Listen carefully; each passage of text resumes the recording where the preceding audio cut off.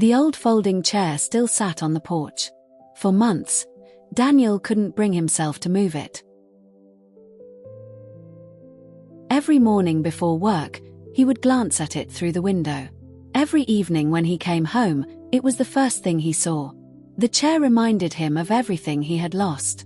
His father was gone, and no amount of wishing could bring him back. The regret still lingered. The unanswered phone calls, the postponed visits, the words left unsaid.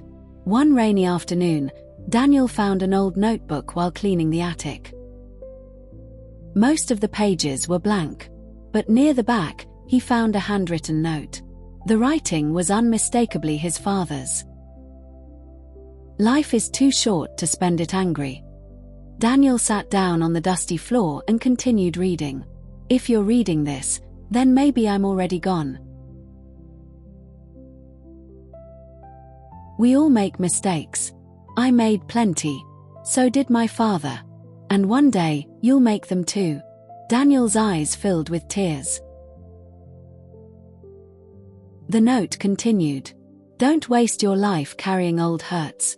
The weight is heavier than you think." Daniel closed the notebook. For a long time, he simply sat there. There was one hurt he had carried for years. His younger brother, Michael.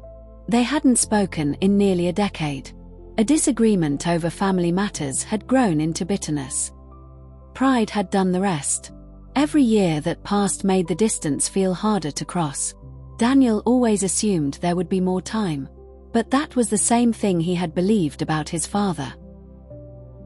That evening, Daniel stared at his phone for nearly an hour. Then he finally typed a message. "Hi Michael. It's been a long time. I don't even know where to begin. But I miss my brother." He hesitated, then pressed send. The next morning, his phone buzzed. A single message. "I miss mine too." Daniel read it 3 times, then a 4th. Over the next few weeks, the brothers began talking again.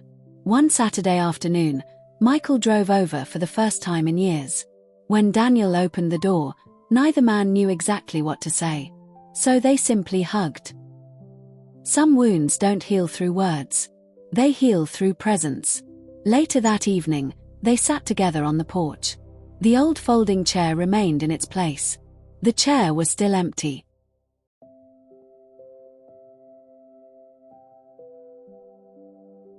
It felt like a reminder that while some conversations come too late, others don't have to. And sometimes the greatest gift we can give someone is not flowers at a funeral, but forgiveness while they are still here.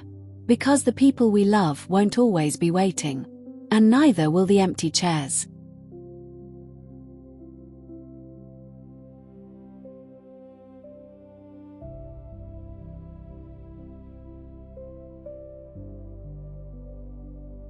Stories that stay with you. Thank you for watching. Subscribe for more inspiring stories. Some stories change your day. Others change your life.